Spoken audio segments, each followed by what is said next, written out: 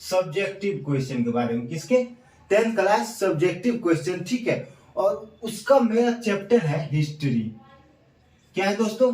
History है। और अभी 10th का क्या होने वाला है? एग्जाम होने वाला है, ठीक है। तो आज हम बात करेंगे 10th क्लास हिस्ट्री के बारे में, और जिसका नाम है नेपोलियन बोनापार्ट। ये आपके क्वेश्चन में यथागत पूछने की क्या है, काफी ज्यादा संभावनाएं हैं, ठीक है। तो आज हम बात करेंगे किसके बारे में? नेपोलियन बोनापार्ट के बारे में। तो चलिए दोस्तों शुरू करते हैं।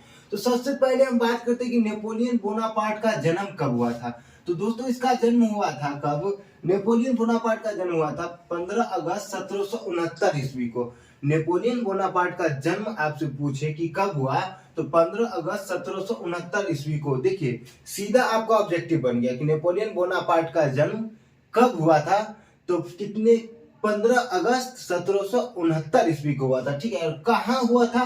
तो अजासियो में कोशाकी नाम का एक जगह है, वहां पे हुआ था, ठीक है दोस्तों।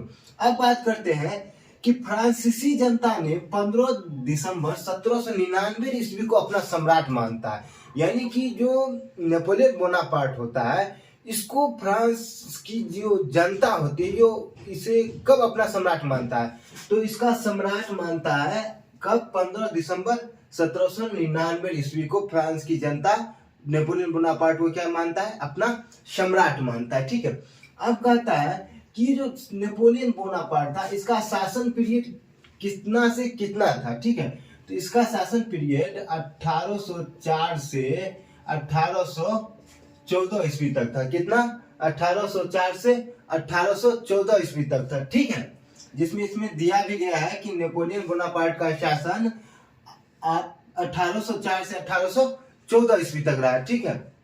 अब बात करते हैं कि 9 मार्च 1796 ईस्वी को, यानी कि 9 मार्च 1796 ईस्वी को 32 वर्षीय विधवा मैरी जोसेफ से ये क्या करता है? अपना विवाह करता है। अब ध्यान देने योग्य बात ये है कि 9 मार्च 1796 ईस्वी को नेपोलियन बोनापार्ट 32 वर्षीय विधवा मैरी जोसेफ से विवाह करता है, ठीक है।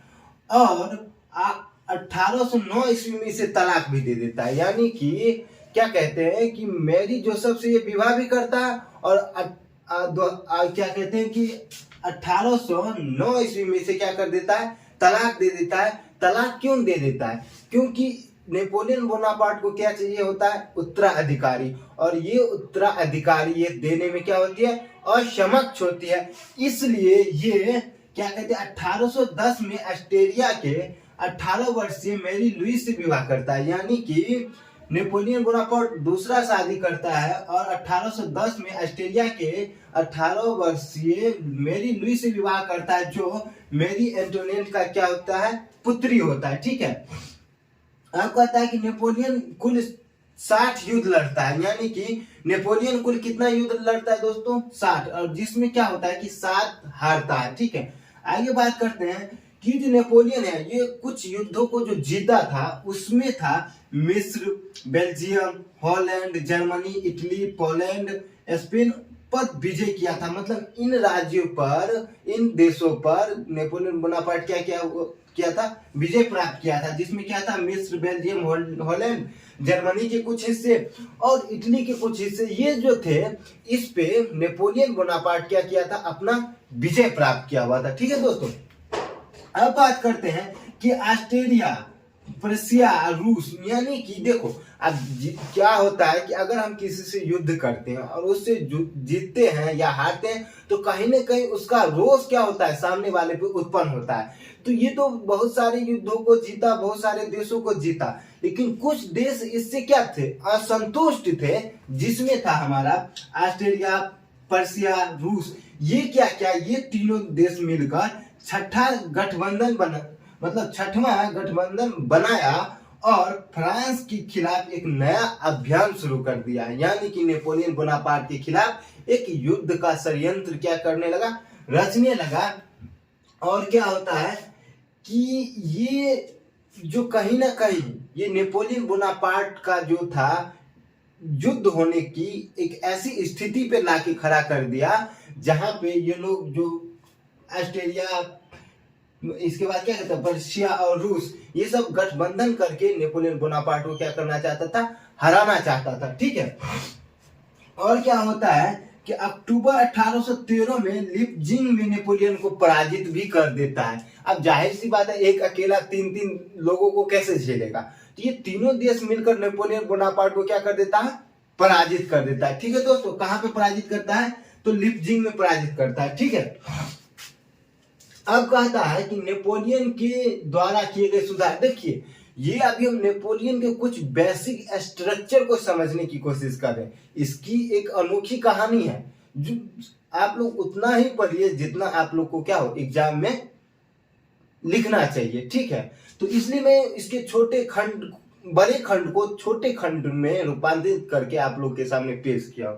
ठीक है, तो अब बात हम करते हैं नेपोलियन द्वारा किए गए सुधार, यानी कि नेपोलियन ने कुछ सुधार भी किए, जिसमें पहला है हमारा नेपोलियन संहिता। ये बार बार ऑब्जेक्टिव में पूछ दिया जाता है कि नेपोलियन संहिता कब स्थापित किया गया था, तो 11 मार्च 1814 ईस्वी को दोस्तों स्थापित किया गया था। यानी कि नेपोलियन संहिता कब स्थापित किया गया था, तो 21 मार्च 1804 ईस्वी को स्थापित किया गया था। ठीक है दोस्तों, अब कहता है कि इस नेपोलियन संहिता को फ्रांसीसी नागरिक संहिता भी कहा जाता है। याद रखना कि नेपोलियन संहिता को ही क्या कहा जाता है दोस्तों, फ्रांसीसी नागरिक संहिता भी कहा जाता है। अब ये जो संहिता है, यानी कि ये एक बुक है और इसमें बहुत सारे क्या लिखे गए हैं, नियम कानून लिखे गए हैं, जिसमें कहता है कि प्रमुख नियम में कहता है कि धर्म की स्वतंत्रता, यानी कि नेपोलियन संहिता में पहला नियम है धर्म की स्वतंत्रता, यानी कि किसी भी व्यक्ति को उसके धर्म के पीछे हस्तक्षेप नहीं किया जा सकता है, उसको अपनी अपने धर्म बनाने की क्या होनी चाहिए, स्वतंत्रता होनी चाहिए। आगे कहता है सरकारी नौकरी योग्यता के आधार पर दिया जाना चाहिए, यानी कि इसमें लिखा गया है कि सरकारी नौकरी जो है योग्यता के आधार पे होनी चाहिए। देखिए अभी हम लोग क्या करते हैं, अभी हम लोग सरकारी नौकरी के लिए योग्यता प्रदर्शित करते हैं, लेकिन ये चीज पहले ही लागू हो चुका था। इससे अच्छा है कि हमारे प्रेजेंट से तो हमारा अतीत कहीं बेहतर ढंग से अपने जीवन को क्या कर रहे थे, यापन कर रहे थे। तो कहीं ना कहीं हमारा अतीत हमारे लिए क्या है, धरोहर। ये नहीं कहते हमारी संस्कृति हमारा धरोहर है। ठीक है, हमारी संस्कृति सभ्यता। तो अब इसके बाद कहता है कि इसमें अपराधी कोड, सैन्य कोड आदि का भी सम्मिलित रूप से क्या किया गया है, वर्णन किया गया है। ठीक है दोस्तों, और आगे कहता है कि इन्होंने दास और सामंतवाद की समाप्ति किया, मतलब नेपोलियन ने दास और सामंतवाद की भी क्या किया, समाप्त कर दिया। ठीक है, अब कहता है शिक्षा, इन्होंने शिक्षा हेतु कई काम किए, जिसमें कहता है कि स्कूलों की एक विस्तृत प्रणाली स्थापना किया गया, जिसे लाइसी कहा जाता है। आपसे पूछा जाएगा कि लाइसी स्कूली व्यवस्था किसने स्थापित किया गया, किसने किया था, तो नेपोलियन ने किया था। ठीक है, तो ये कुछ इनके कार्य थे। अब कहता है नेपोलियन का पतन। अब देखो कहता है कि किसी भी चीज का अगर शुरुआत होता है दोस्तों, तो उसका पतन भी होना लाजमी है। तो अब नेपोलियन का भी क्या होने लगा, पतन। इसमें का पहला है महाद्वीपीय प्रणाली, मतलब इस प्रणाली में नेपोलियन क्या करता है, एक षड्यंत्र रचता है। षड्यंत्र क्या रचता है कि ये ब्रिटिश सरकार को क्या करता है, व्यापार और वाणिज्य पर क्या कर देता है, बंद कर देता है, व्यापार और वाणिज्य बंद कर देता है। ठीक है, कौन, नेपोलियन। किसके देश में, ब्रिटेन में। इससे क्या होता है कि ब्रिटेन की जनता नाराज हो जाती है, और कहीं ना कहीं ये नाराजगी नेपोलियन बोनापार्ट के युद्ध के पतन का एक प्रमुख कारण बनता है। ठीक है, और दूसरा कहता है कि प्रायद्वीपीय युद्ध यानी कि 1807 से 1814, यानी कि जब ये शासन व्यवस्था में आया तो बहुत सारे अच्छाई काम करने के बावजूद भी कुछ लोग ऐसे थे जो इनके कार्यों से, इनके शासन व्यवस्था से क्या थे, नाराज हुआ करते थे। तो कहीं ना कहीं वो लोग भी क्या हो रहे थे, सम्मिलित रूप से एकत्रित हो रहे थे, किसके खिलाफ, नेपोलियन बोनापार्ट के खिलाफ। आगे कहता है रूस का आक्रमण। कहता है कि इसमें भी एक षड्यंत्र रचता है। ये क्या करता है कि यूनाइटेड किंगडम पर शांति स्थापित करने के लिए, यानी कि नेपोलियन यूनाइटेड किंगडम पर शांति स्थापित करने के लिए क्या करता है, ब्रिटेन से व्यापार बंद करके रूस के जाल को मजबूर करता है। देखो यहाँ पे हमने पहले ही बता दिया कि ब्रिटिश से क्या कर दिया, व्यापार और वाणिज्य क्या कर दिया, बंद कर दिया। तो यहाँ भी ये क्या करता है, यूनाइटेड किंगडम पर अशांति स्थापित करने के लिए ब्रिटेन से व्यापार बंद कर देता है और जार को मजबूर कर देता है झुकने के लिए, ठीक है। तो कहीं न कहीं ये कहानी भी क्या होता है, नेपोलियन के पतन के कारण में एक प्रमुख रोल अदा करता है, ठीक है दोस्तों। तो इसका जो विस्तृत कहानी है वो मैं आपको अगले अध्याय में करा दूंगा। फिलहाल आप इसका स्क्रीनशॉट ले लीजिए और आगे हम बात करेंगे नेपोलियन के युद्धों के बारे में, नेपोलियन के युद्धों के बारे में, ठीक है। तो आप चाहे तो इसका स्क्रीनशॉट ले सकते हैं।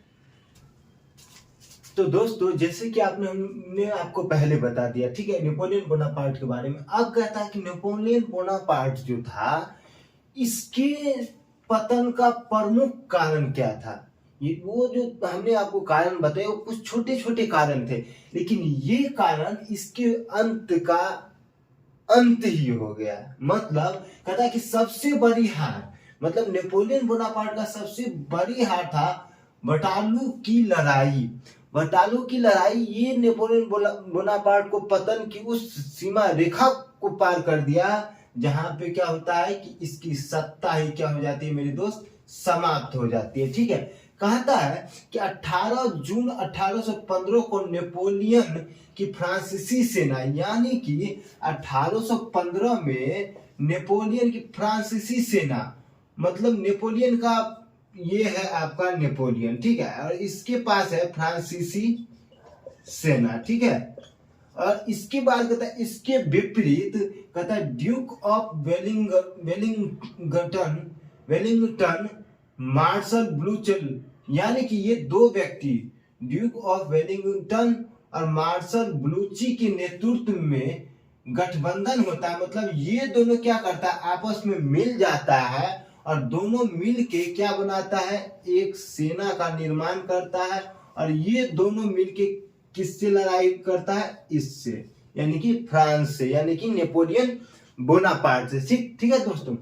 और इस लड़ाई में क्या होता है, नेपोलियन पूरी तरह से क्या हो जाता है, पराजित हो जाता है मेरे दोस्तों। क्या हो जाता है, पराजित हो जाता है। और कहता है कि 23 वर्ष तक चली आ रही युद्ध क्या होता है, समाप्त हो जाता है। मतलब ये जो युद्ध है ये अपने आप में एक लंबा टाइम पीरियड में था, यानी कि ये काफी लंबे समय तक चलते आ रहा था। लेकिन इस युद्ध यानी कि नेपोलियन के द्वारा ये युद्ध क्या होता है, समाप्त होता है। और कहता है कि यूरोप में प्रभुत्व स्थापित करने का फ्रांसीसी प्रयास समाप्त हो गया।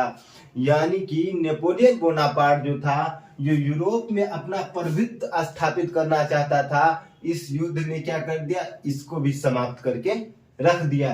और कहता है नेपोलियन के शाही शक्तियों का नष्ट, मतलब इस युद्ध में नेपोलियन की शाही शक्ति यानी कि सत्ता भी हाथ से क्या गया, छिन गया, ठीक है। कहता है इस युद्ध में नेपोलियन तो इस युद्ध में, अब ये जो युद्ध हुआ वाटरलू की युद्ध, इसमें कौन कौन था, तो इसमें कहता है कि नेपोलियन एक तरफ था, तो वही दूसरी तरफ था ब्रिटेन, मतलब ड्यूक ऑफ वेलिंगटन और मार्शल ब्लूची के नेतृत्व में कौन कौन था दोस्तों मेरे, ब्रिटेन, रूस, पर्सा, ऑस्ट्रेलिया, हंगरी, ये सब मिलके एक सेना का निर्माण किया। और ये किससे लड़ाई करने चला, फ्रांसीसी सेना से, अर्थात नेपोलियन बोनापार्ट से। अब इतनी बड़ी सेना का कैसे टेकअप कर लेगा, इतनी बड़ी सेना के साथ युद्ध कैसे अकेला फ्रांस कर लेगा, नहीं कर सकता, हारना तो तय था। और हुआ भी यही कि नेपोलियन हारता है इस युद्ध में। कहता है 1815 ईस्वी में इसकी सत्ता पूर्ण रूप से समाप्त होती है और इसकी मृत्यु दोस्त कितना, 5 मई 1821 ईस्वी को हो जाता है। इस प्रकार से नेपोलियन बोनापार्ट का क्या होता है, अंत होता है, ठीक है। ये थे इसके जीवन से जुड़ी कुछ कहानियां। अब आगे अध्याय में हम बात करेंगे कि फ्रांस की क्रांति में नेपोलियन बोनापार्ट का क्या योगदान था, मतलब नेपोलियन का क्या क्या योगदान था, उसके बारे में हम बात करेंगे, ठीक है। ये हमने परिचय के बारे में बात किया है, ठीक है। और दोस्तों इसका PDF आपको डिस्क्रिप्शन में मिल जाएगा, इसलिए चैनल को लाइक कमेंट करना ना भूले, ठीक है दोस्तों। तो आप चाहे तो इसका स्क्रीनशॉट ले सकते हैं।